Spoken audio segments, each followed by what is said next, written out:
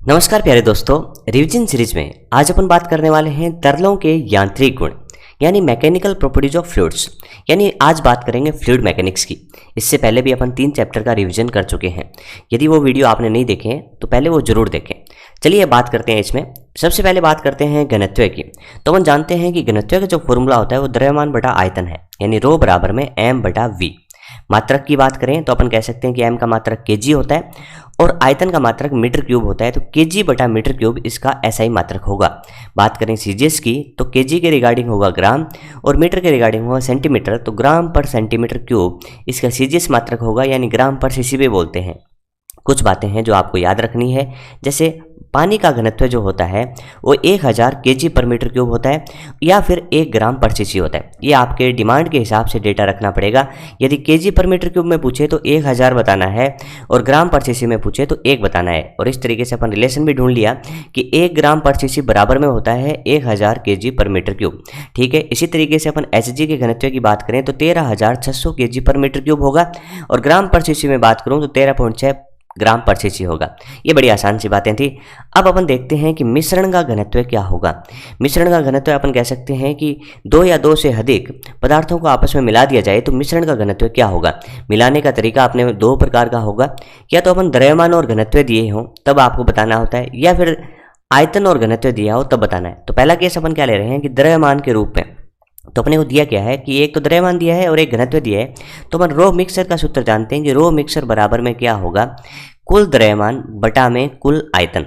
अब बात कर लेते हैं यहाँ पे कि 3 आपके पास पदार्थ हैं, तो आप कह सकते हैं द्रव्यमान तो दिए हैं, तो पहले का द्रव्यमान m1 है, दूसरे का द्रव्यमान m2 है और तीसरे का द्रव्यमान m3 है। लेकिन आपके पास इनके आयतन नहीं है, इसके बजाय घनत्व दिए है। तो अपन जानते हैं कि रो बराबर m बटा v होता है, तो v बराबर m बटा रो होगा। तो इसका आयतन लिखने के लिए अपन कह सकते हैं कि m1 बटा रो 1, इसका आयतन m2 बटा रो 2 प्लस m3 बटा रो 3। इस तरीके से अपन लिख सकते हैं। ठीक है, बात आई समझ में। यानी मिश्रण का घनत्व लिखना काफ़ी इजी है, कुल द्रव्यमान बटा कुल आयतन, और जो रूप दिया हो उसी रूप में लिखना है। तो अपन कह सकते हैं आज द्रव्यमान दिया है तो मिश्रण का घनत्व अपन इस रूप में लिख देंगे कि कुल द्रव्यमान बटा कुल आयतन, और आयतन के बजाय ये लिख देंगे। यदि द्रवों का समान द्रव्यमान मिलाया जाए, यानी अपन वो केस ले रहे हैं कि जब m1 बराबर m2 हो, तो m1 बराबर m2 रखें 2 के लिए, तो रो मिक्सर आएगा 2 रो 1 रो 2 अपॉन रो 1 प्लस रो 2।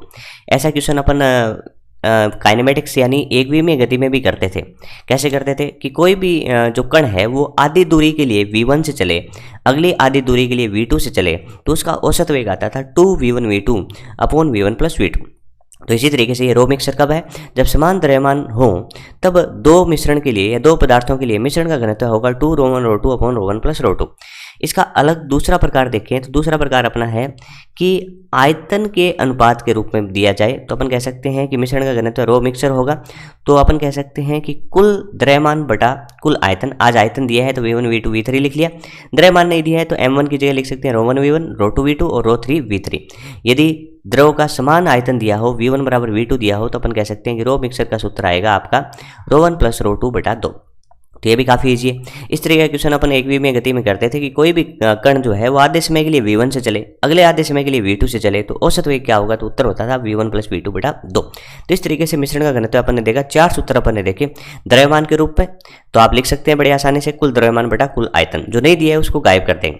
इसी तरीके से आयतन के रूप में देखें तब भी वही कॉन्सेप्ट लगाना है। थोड़ा सा ये याद रखिए, समान द्रव्यमान मिलाया जाए तो 2 रो 1 रो 2 अपॉन रो 1 प्लस रो 2 होगा, और समान आयतन मिलाया जाए तो रो 1 प्लस रो 2 बटा 2 होगा। चलिए आगे बढ़ते हैं। अब अपन देखते हैं कि सापेक्ष घनत्व क्या होता है।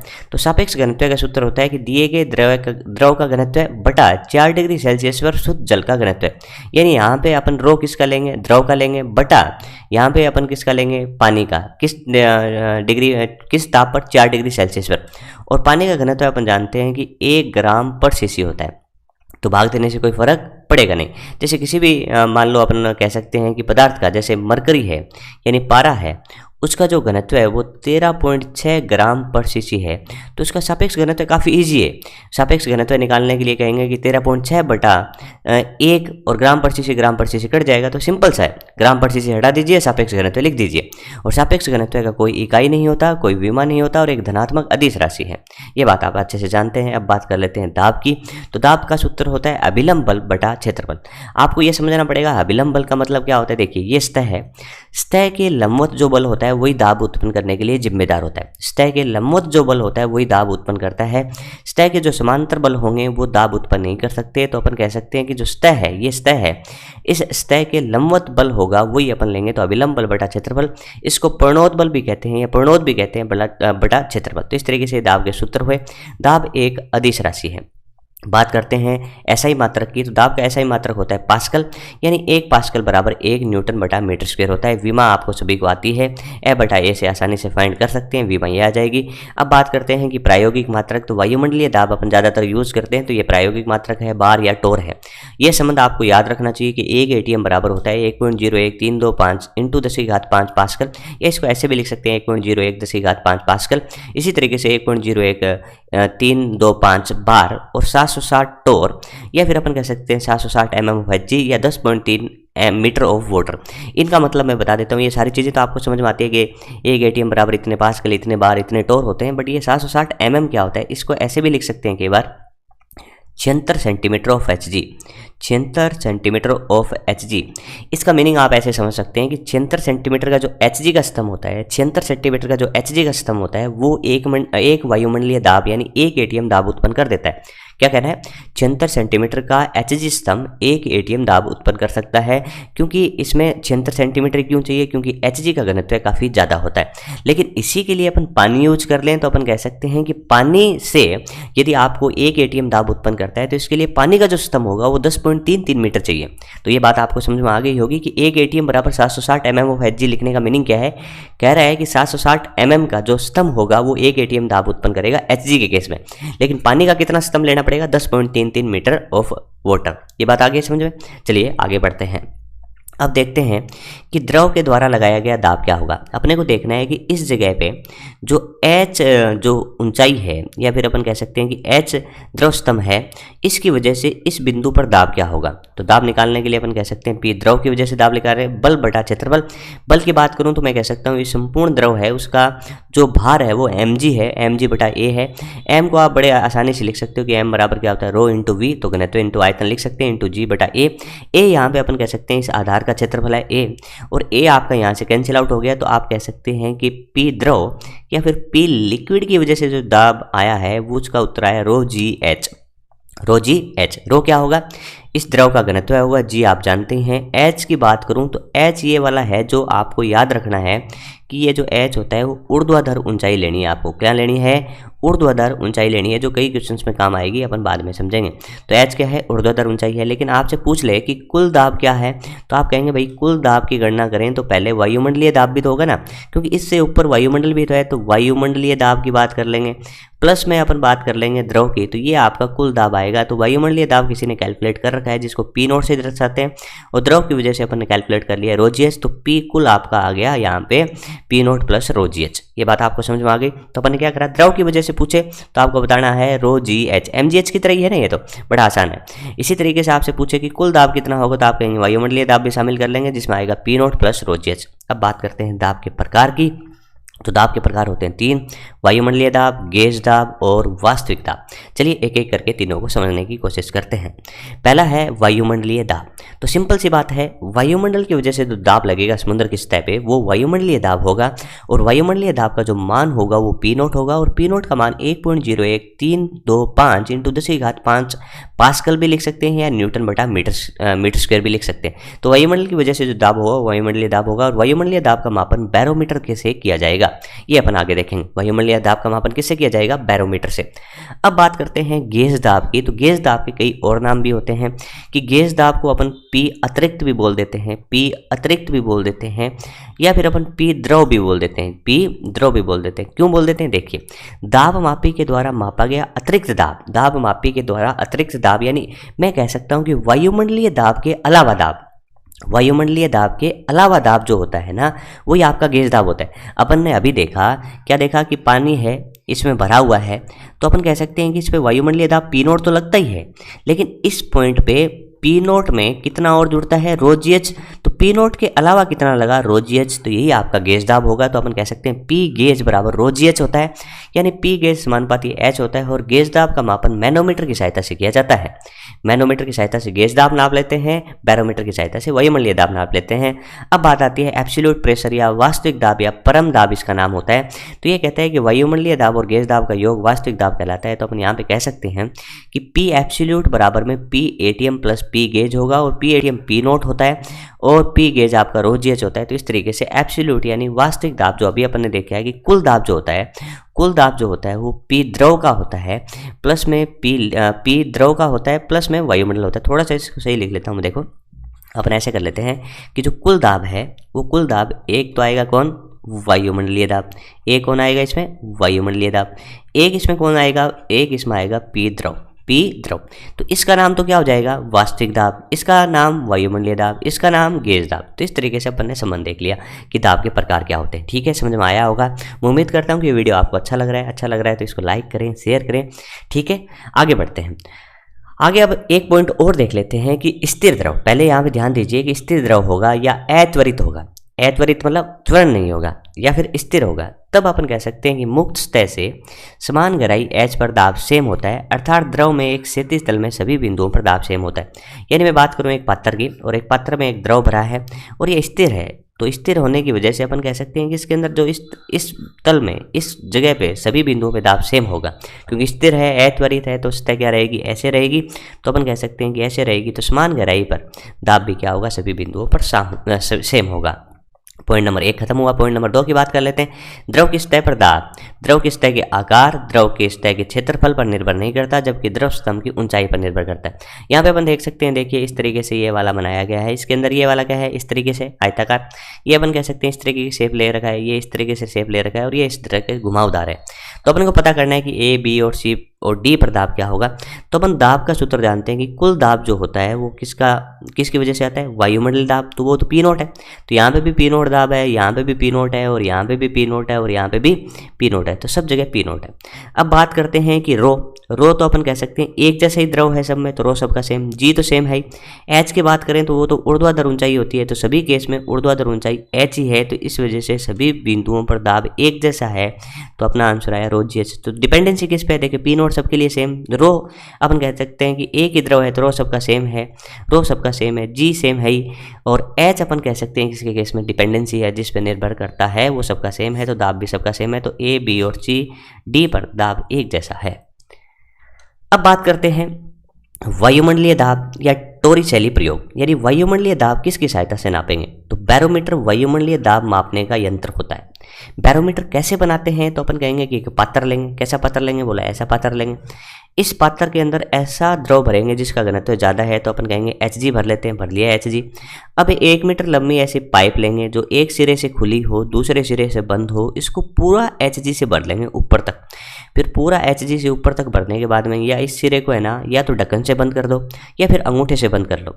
अंगूठे या ढक्कन से बंद करने के बाद में अब इसको उल्टा करके इसके अंदर डुबो दो। उल्टा करके इसके अंदर डुबो दो। फिर अपन जो ये ढक्कन लगाया है या जो अंगूठा लगाया है उसको हटा दो। तो हटाने के बाद में जो डायग्राम बनेगा वो बनेगा कि कुछ लिक्विड इसमें नीचे आ जाएगा, और यहाँ पे वायु जाने की अपन ने जगह ही नहीं छोड़ी, क्योंकि इसको डुबोया था। तो अपन ने यहाँ पे पहले बंद करके जब हाथ हटाया या अंगूठा हटाया तो इसके अंदर हटाया, तो वायु तो नहीं गई। तो इस वजह से यहाँ पे वैक्यूम यानी निर्वात बन गया है। तो यहाँ पे आपका निर्वात बन गया, और निर्वात का दाब कितना होता है, 0 होता है। तो आप कह सकते हैं भैया इससे वायुमंडलीय दाब का मापन कैसे होगा। तो हम जानते हैं कि सेम लेवल पर सेम लिक्विड में, याद रखिएगा, सेम लेवल में सेम लिक्विड पे एक ही लेवल पर दाब क्या होता है, सेम होता है। सेम लेवल पर सेम लिक्विड में दाब सेम होगा। तो मैं कह सकता हूँ देखिए ये वाला बिंदु, ये वाला बिंदु और ये वाला बिंदु लिक्विड सेम है, लेवल भी सेम है, तो दाब भी क्या होगा, सेम होगा। तो मैंने लिख दिया Pb बराबर Pc बराबर में Pd। और ये किसके बराबर है, वायुमंडलीय दाब के। तो कह सकते हैं देखिए Pc है उस पर कौन है, यहाँ पे वायु है तो वायुमंडलीय दाब है। Pd है उस पर भी कौन है, वायु है तो वायुमंडलीय दाब है। तो आप कह सकते हैं Pc और Pd का जो दाब है वो वायुमंडलीय दाब के बराबर है, लेकिन वो Pb के बराबर है। और Pb की गणना अपन आसानी से कर सकते हैं। बोला कैसे कर सकते हैं बताइएगा। तो अपन कह सकते हैं कि Pb पे जो दाब होगा वो किस किस की वजह से होगा। Pb पे जो दाब होगा वो आपका वजह जो होगा वो ये होगा कि Pb पे दाब Pa का दाब प्लस रो जी एच होगा। आप यहाँ पे कह सकते हैं कि यहाँ का दाब कितना है, 0 है। यहाँ का दाब कितना है, पी ए कितना लिख दोगे 0। तो आंसर तो यही बता ना कि रो जी एच, ये एच कितना है, तो इसकी रीडिंग ली गई, तो इसकी रीडिंग आपको प्राप्त हुई 76 सेंटीमीटर।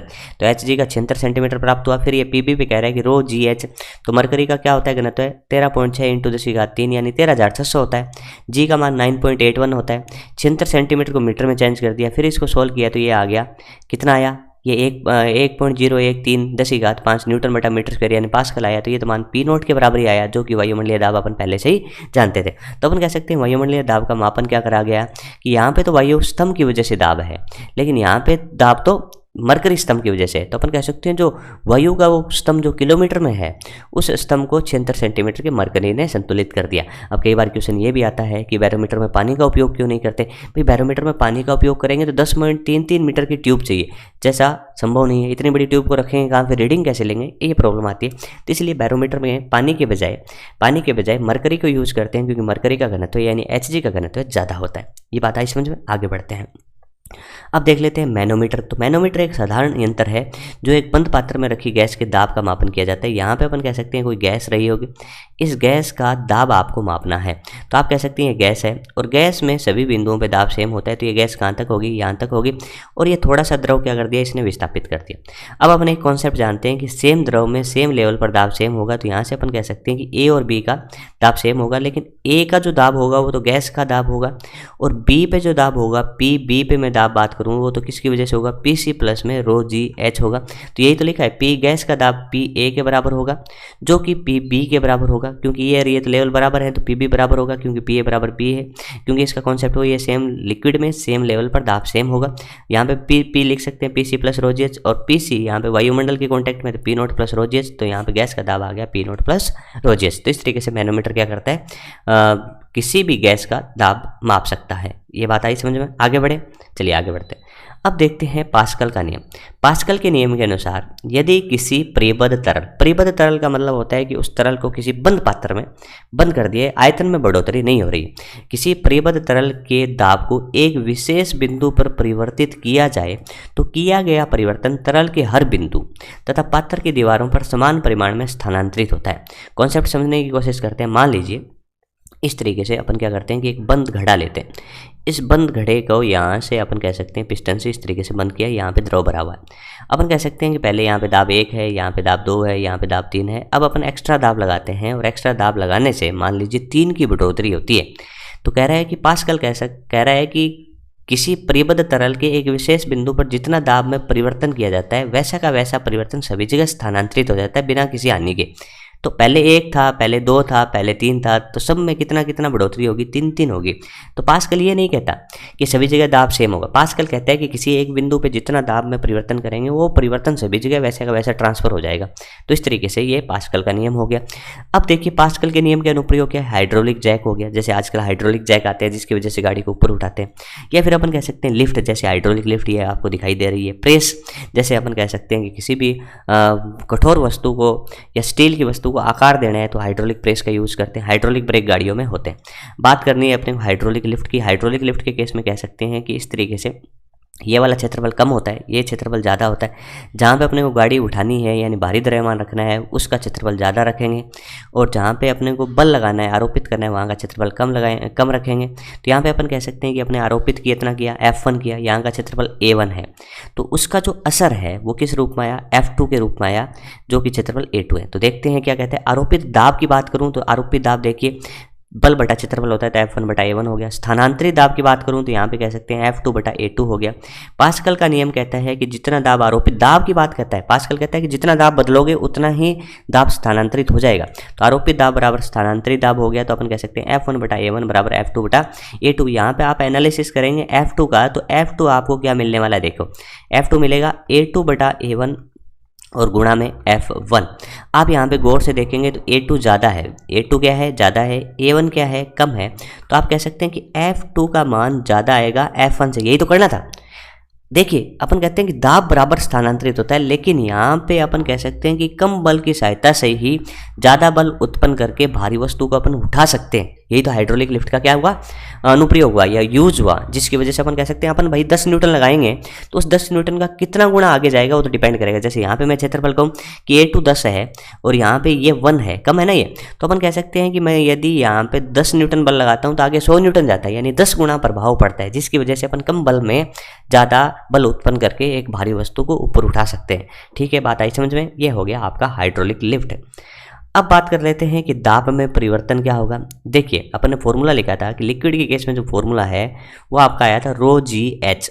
देखिए रो तो क्या है, घनत्व है, वो तो नियत रहना है। एच के बारे में अपन ने देख लिया कि एच ऊर्ध्वाधर होगा, तो जी यहाँ पे आपका जी इफेक्टिव होगा।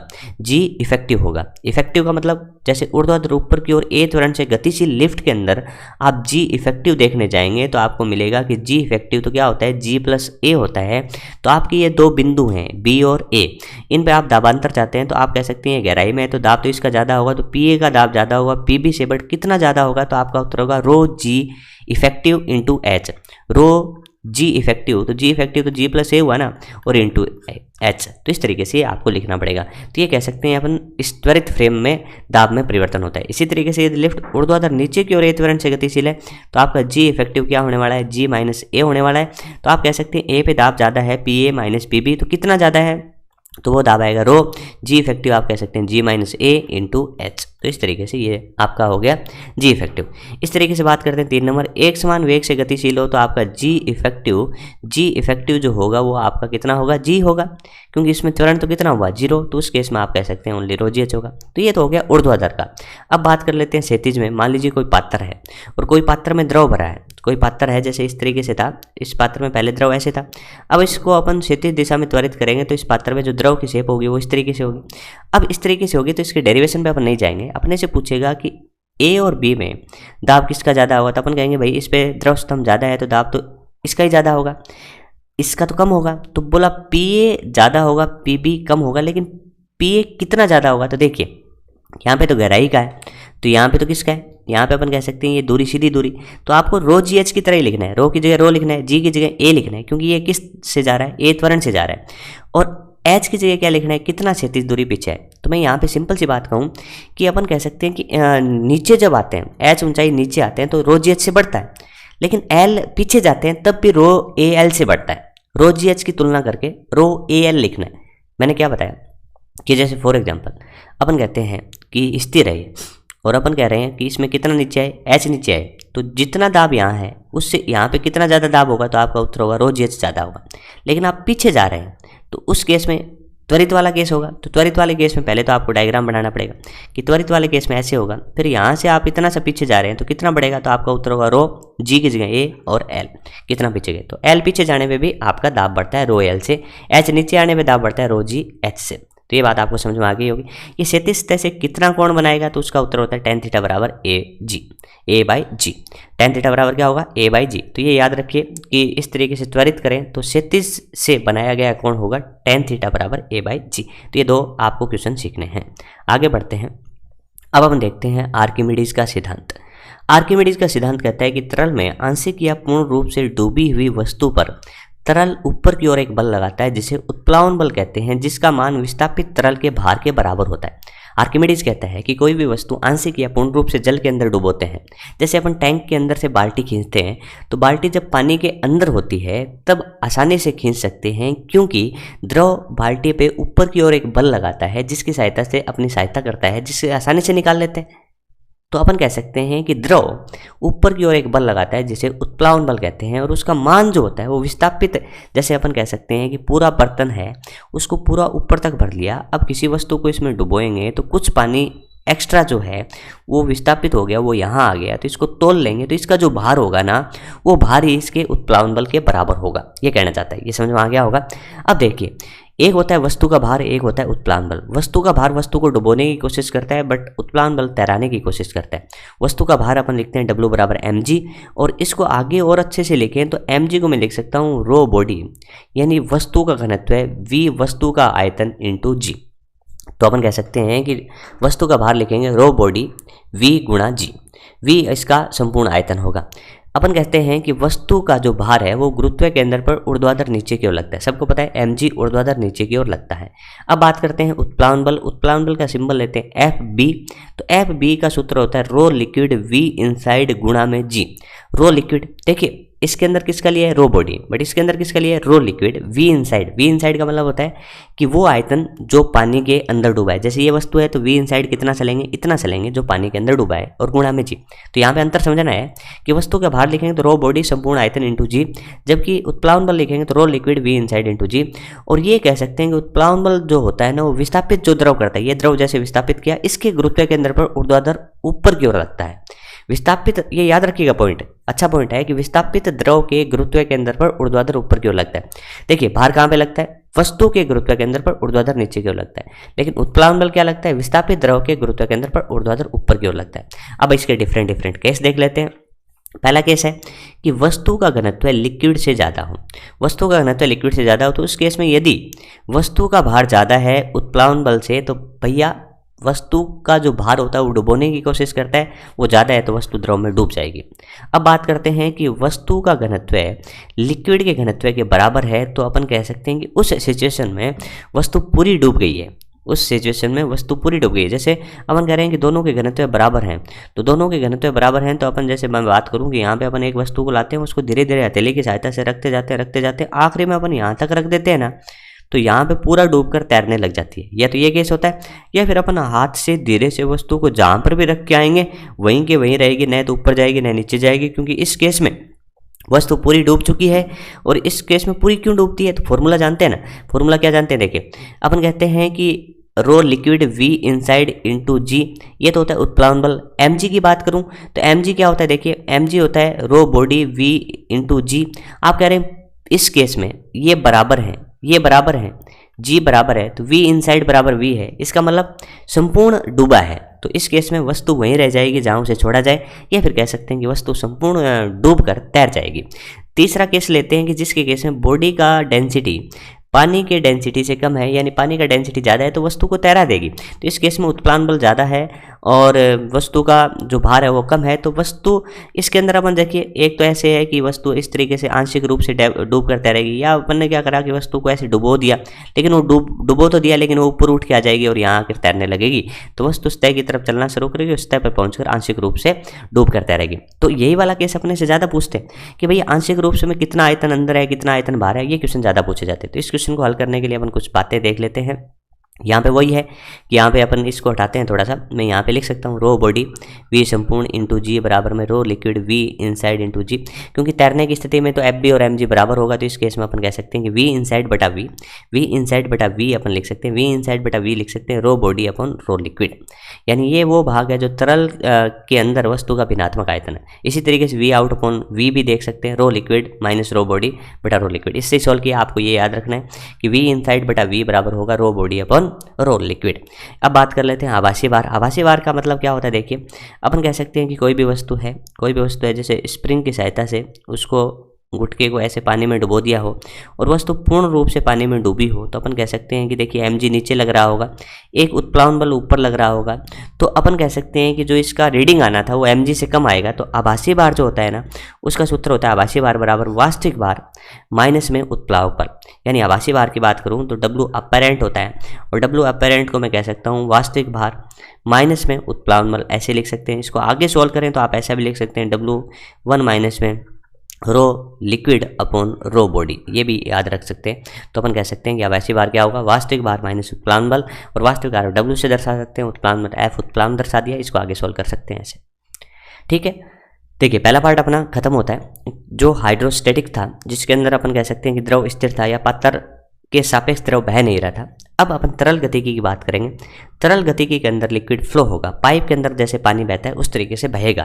तो सबसे पहले अपने को पढ़ना पड़ेगा तरल प्रवाह के प्रकार, जिसमें पहला प्रकार अपना है नियत प्रवाह। नियत प्रवाह या स्थायी प्रवाह कहते हैं कि नियत प्रवाह वह प्रवाह है जिसमें तरल का वेग किसी बिंदु पर समय के साथ नहीं बदलता। अन्य बिंदु पर तरल का वेग अलग हो सकता है, और नियत प्रवाह में किसी बिंदु से गुजरने वाले कण एक ही पथ का अनुसरण करते हैं और एक ही पथ का अनुसरण करते हैं, और ये पथ जो होता है वो धारा रेखा कहलाता है, और धारा रेखाएं एक दूसरे को कभी भी नहीं काटती। यहाँ पे अपन इस एग्जाम्पल से समझें तो अपन कह सकते हैं कि मान लीजिए पाइप के अंदर लिक्विड ऐसे जा रहा है, एक बिंदु ये है, एक बिंदु ये है। तो कहना चाहता है कि किसी बिंदु से जितने भी जल के अणु जाएंगे वो सारे के सारे V1 से जाएंगे, यानी ये बिंदु फिक्स बिंदु है, इस बिंदु से सभी जल के अणु V1 से जाएंगे। तो कह रहा है कि किसी बिंदु पर वेग है ना वो समय के साथ नहीं बदलता, किसी बिंदु पर वेग है वो समय के साथ नहीं बदलता, ये बात थी। लेकिन किसी अन्य बिंदु पर जो वेग है ना वो अलग हो सकता है, ये बात थी। इसके बाद कह रहा है कि सारे के सारे कण एक ही जैसे पथ का अनुसरण करेंगे और उस पथ को धारा रेखा कहेंगे, और दो धारा रेखाएं कभी भी एक दूसरे को काटती नहीं। यदि काट दी तो वहाँ पे कॉन्ट्राडिक्शन हो जाएगा और वो कहेगा यहाँ पे तो दो आएंगे वेग, जो कि संभव नहीं है, तो इसलिए दो धारा रेखाएं कभी काटती नहीं। तो ये पॉइंट आप याद रखिए। आगे देखते हैं धारा रेखीय तथा विक्षुब्ध प्रवाह। धारा रेखा प्रवाह वह प्रवाह है जिसमें तरल के कण सुपरिभाषित धारा रेखाओं जो कि सीधी व समांतर होती है कि अनुदिश गति करते हैं। धारा रेखीय प्रवाह में अलग अलग बिंदुओं और वेग का परिमाण अलग अलग हो सकता है, परंतु उनकी दिशाएं समांतर होती हैं।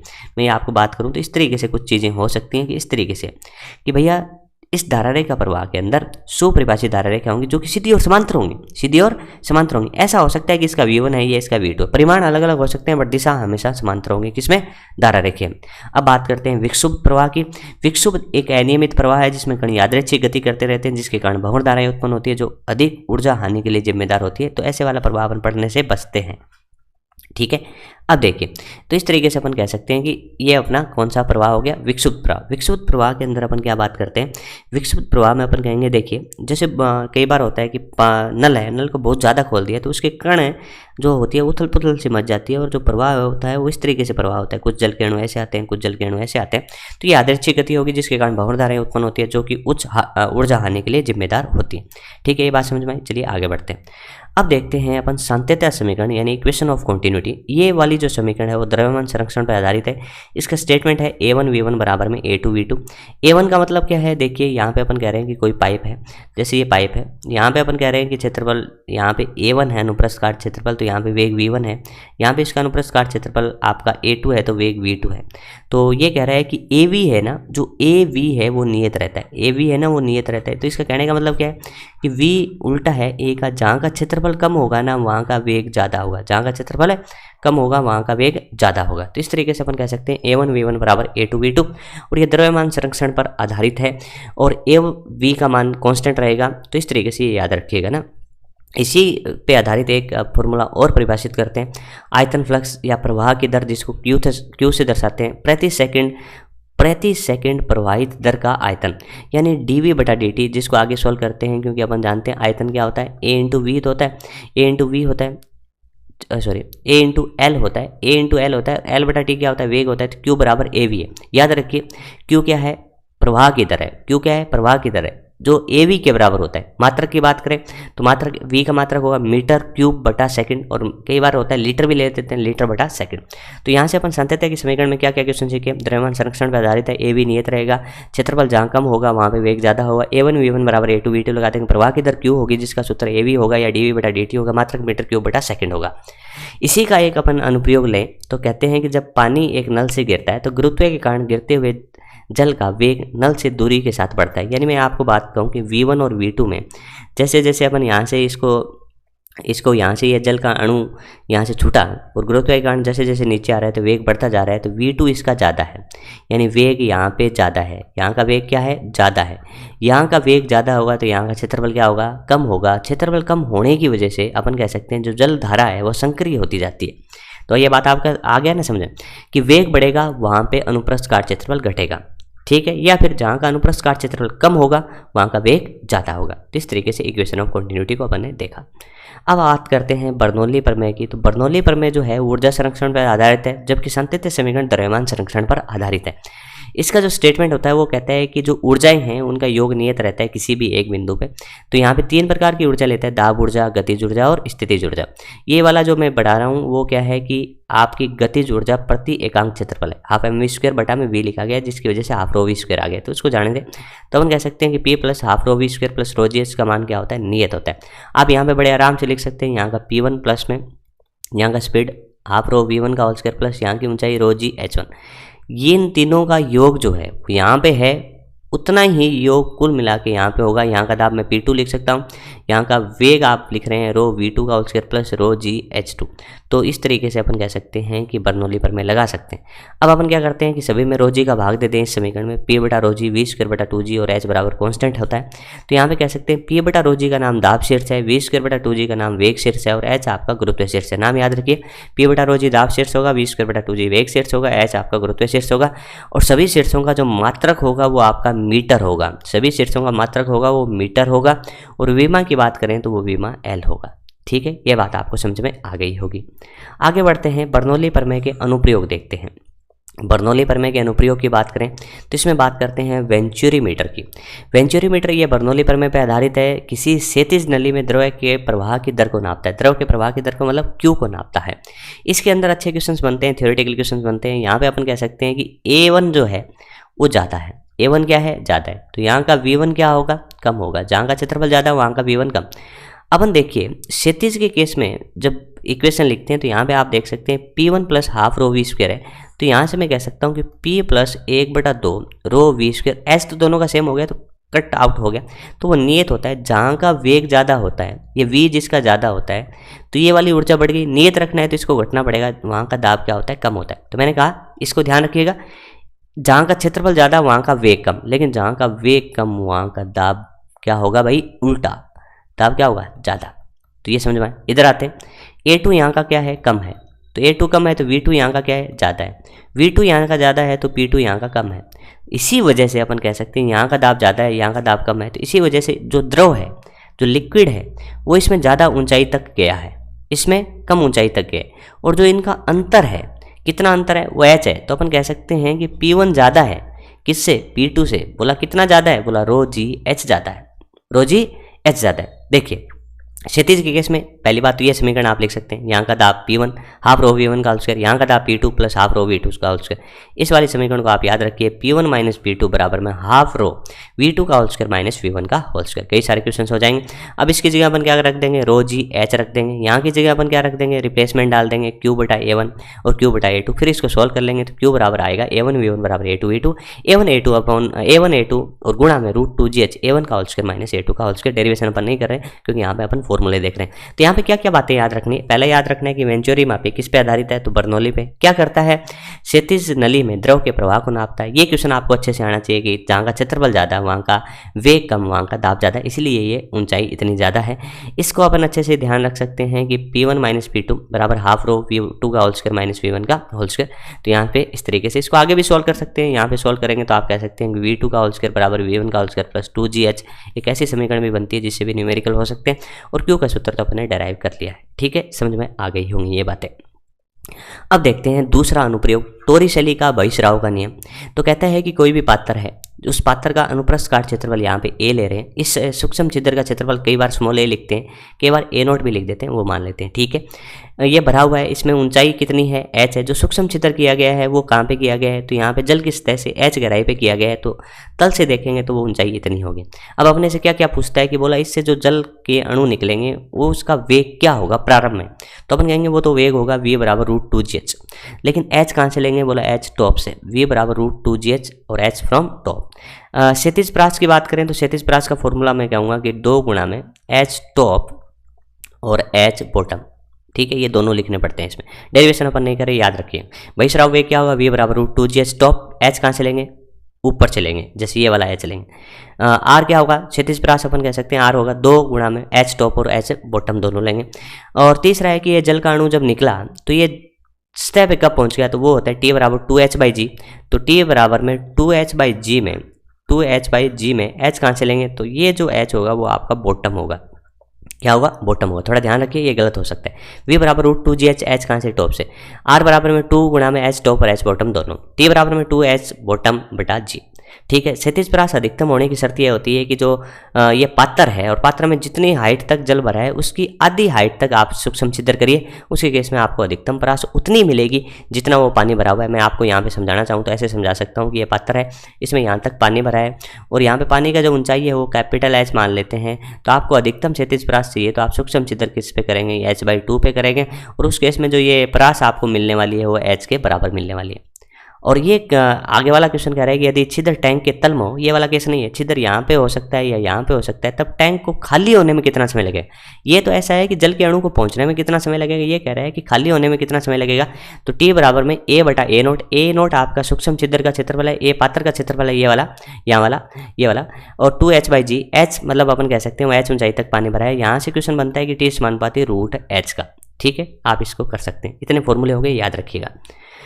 अब आगे देखते हैं, आगे कुछ क्वेश्चंस और या अनुप्रयोग और ले रहे हैं। तीसरा अनुप्रयोग है एरोफॉइल, कि वायुयान क्यों उड़ता है या ऊपर की तरफ कैसे उड़ता है। तो ये स्ट्रक्चर देखिए ध्यान से, अपन कह सकते हैं कि वायुयान जो है उसके जो पंख हैं, पंख एक पंख बना रहा हूँ, वायुयान नहीं बना रहा, एक पंख बना रहा हूँ, ये पंख ऐसे हैं। इसके सामने से आने वाली जब वायुयान ऊपर उड़ने के लिए पहले धरातल पे दौड़ता है तो सामने से तेज़ हवाएं उसको फील होंगी, एयर रेजिस्टेंस वाली हवाएं आएंगी। तो हवाओं के दो रास्ते हो जाएंगे, एक ये सीधा रास्ता हो जाएगा और एक ये जो रास्ता है वो ऊपर वाला रास्ता हो जाएगा। आप यहाँ पे देख सकते हैं हवा दो टुकड़ों में विभाजित हो गई, एक ऊपर चली गई और एक नीचे चली गई। आपको पता है कि रास्ता तो ये ऊपर वाला है, ये रास्ता ऊपर वाले होने की वजह से इसका हाई स्पीड होगा, और जहाँ का स्पीड ज़्यादा होता है वहाँ का दाब कम होता है।